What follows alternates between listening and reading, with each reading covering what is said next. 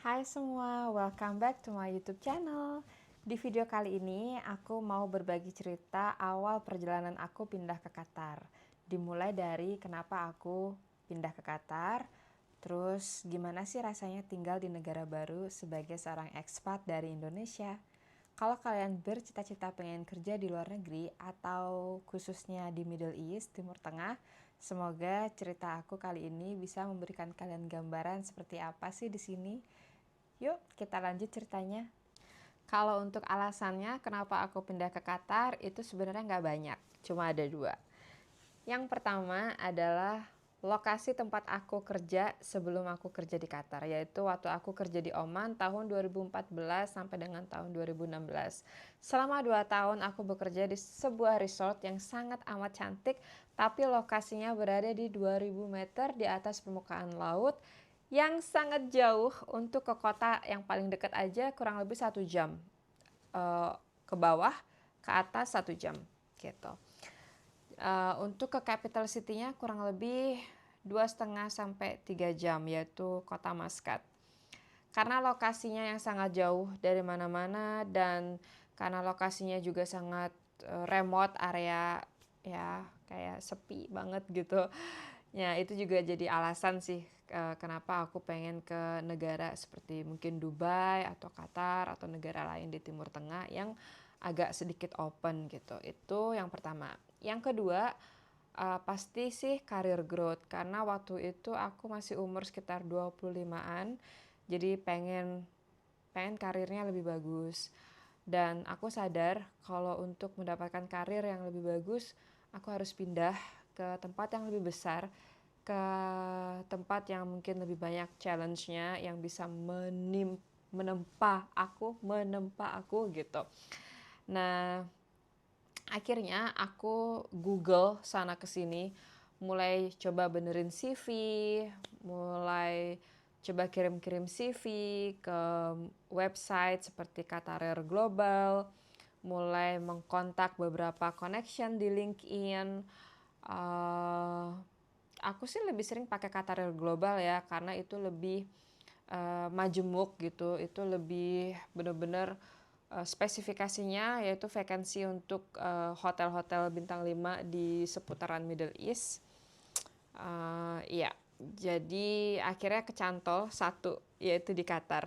Setelah melalui beberapa interview juga di negara-negara lain, contoh aku pernah apply di Dubai, Abu Dhabi, Jordan, Egypt bahkan, tapi yang kecantol dan yang menurut aku lebih baik dari semua negara itu dari segi offer, yaitu Qatar. Jadi aku ambil Qatar gitu. Jadi aku update LinkedIn, apply dari Qatar Global, terus mulai deh komunikasi dengan pihak hotel yang di Qatarnya gitu. Nah, kalau untuk persiapannya sendiri pindah ke Qatar itu yang pertama visa. Kalau visa itu biasanya sih employer ya yang ngurus. Jadi waktu aku lagi notice period itu kurang lebih 1 bulan notice period. Nah, employer aku itu udah mulai memproses visa kerja aku untuk di Qatar.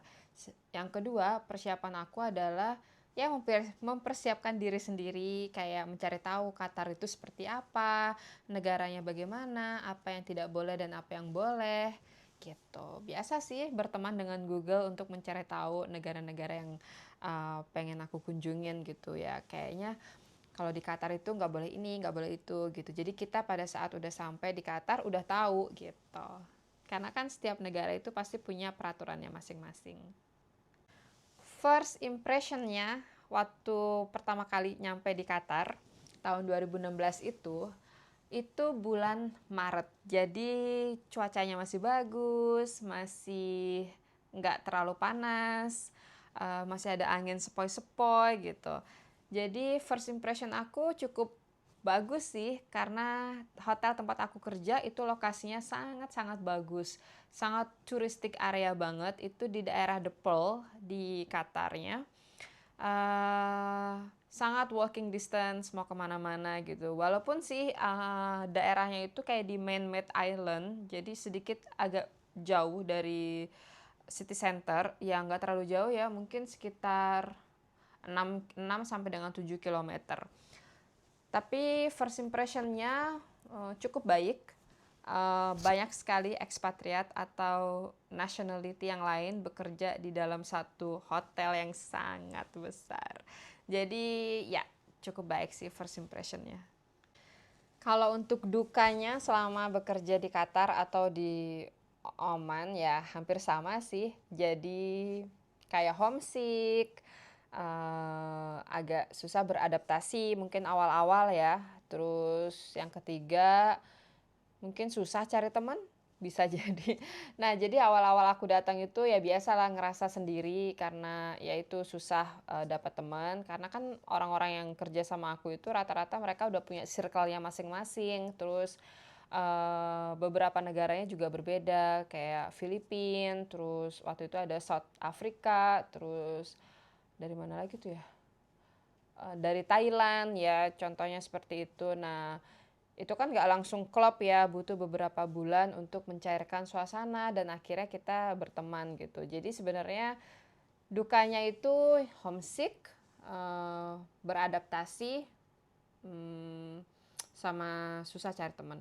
Awal-awalnya sih. Nah, sekarang aku mau kasih tips buat kalian yang bermimpi untuk kerja di luar negeri atau khususnya di Middle East. Siapkan 2 hal ini. Yang pertama dokumen, yang kedua mental. Oke, kenapa dokumen? Kalian yang sekarang lagi di level SMA atau kuliah sudah mulai harus mempersiapkan dokumen-dokumen kalian yang sangat amat diperlukan untuk bekerja di luar negeri. Contoh, fotokopi kartu keluarga, fotokopi akta lahir, fotokopi transkrip nilai skor kalian di sekolah atau di kampus, sertifikat-sertifikat pendidikan atau courses yang pernah kalian lakukan. Contoh, kursus bahasa Inggris kan ada sertifikatnya tuh, itu dikumpulkan. Kalau kalian pernah ikut training di hotel bintang 5 atau training on the job training atau apapun itu training, sertifikatnya semuanya dikumpulkan karena itu sangat-sangat dibutuhkan pada saat kalian apply atau melamar kerja di luar negeri. Yang kedua, mental. Kenapa? Mental kalian harus kuat. Di luar negeri itu sangat berbeda dengan di Indonesia. Yang pertama, kalian sendiri. You don't have nobody but you. You help yourself. You carry yourself alone. Nah, sangat-sangat berat buat kalian yang mentalnya nggak kuat. Jadi, kalau bisa kalian datang dengan mental yang I'm going to work hard. Kayak gitu, I'm going to work hard, then I'm going to work smart. Nah, banyak sekali, kenapa aku bilang mental, karena banyak sekali pengalaman yang aku rasain, dari mulai dibully, dari mulai rasis, dari mulai dibeda-bedakan dengan karyawan yang lain, dari mulai kesenjangan sosial, dari bos ke kita atau bos ke teman-teman kita yang lain. Hal-hal yang mungkin sama kayak di Indonesia, tapi kan bedanya adalah kita di negara yang kita nggak paham gitu. Kita di negara orang yang culture-nya sangat berbeda, yang jangankan kita sesama orang Indonesia aja kita saling bertengkar gitu, apalagi dengan orang yang kepalanya aja berbeda, nationality-nya berbeda, belief-nya berbeda, terus banyak sekali perbedaan-perbedaan itu. Jadi kalau kalian mentalnya nggak kuat, kalian akan sangat lemah dan itu akan sangat berpengaruh ke hari-hari kalian gitu, selama kalian bekerja di sini. Gitu. Itu aja sih yang aku mau ceritain. Semoga cerita aku bisa memberikan gambaran sedikit banyaknya untuk kalian yang mau mencari kerja di luar negeri, khususnya di Qatar atau di Middle East.